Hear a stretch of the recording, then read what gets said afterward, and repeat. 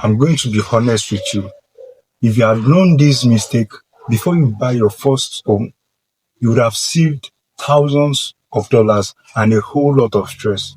And the scariest part, most first time buyers are making this mistake right now without even knowing it. Before you sign anything, before you even start house hunting, watch this entire video because mistake number 4 alone could cost you thousands of dollars. Mistake number 1, getting pre-qualified instead of pre-approval. This sounds like the same thing, right? But they are not. Pre-qualification is basically a lender taking your word for it. But pre-approval means they actually verified your income, your credit, your debt in a competitive market. Sellers will not take you seriously without pre-approval letter. Don't waste your time touring homes you can't actually get financing for. Now, number 2, saving only for the down payment. This one catches some people off guard. You close your home and suddenly you own closing costs. That's another 2 to 5% of the purchase price. Then the inspection finds something. Then an appliances break. Now, if you drained every single dollar getting to the down payment, you are already in trouble on day 1. Mistake number 3, skipping the home inspection to win a bidding war. Now, I understand the pressure.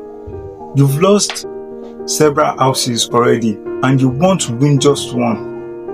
But waiving your inspection means you are buying a house blindly. A bad roof, a foundation issue, a faulty wiring, those repairs don't appear because you did not inspect them. They just become your problem.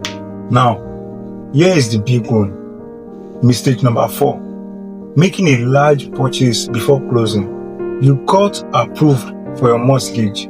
You are 2 weeks from closing and you go buy a new couch or finance a car because you're about to be a homeowner.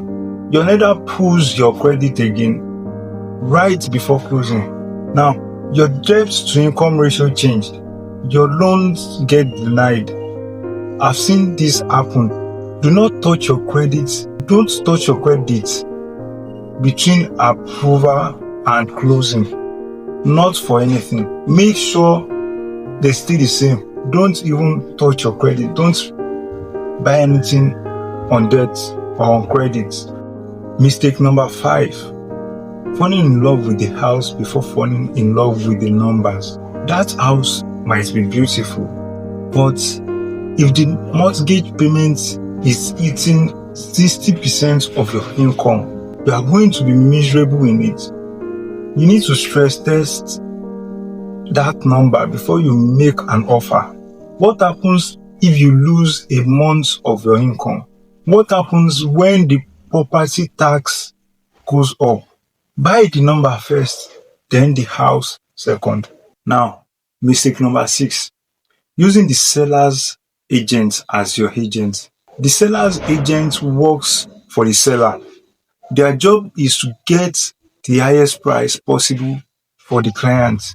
When you walk in without your own buyer's agent, you are negotiating against someone who is professionally trained to negotiate against you. Make sure you have your own buyer's agent before walking into a deal. And now, mistake number 7, waiting for the perfect market. You see, almost every first-time buyers keep saying they will buy when rates drop, when prices drop, when the market is better. Meanwhile, they are paying their landlord's mortgage every single month because they are renting. The best time to buy is when you are financially ready, not when the market is perfect, because that day may never come. Stop waiting and get on with it.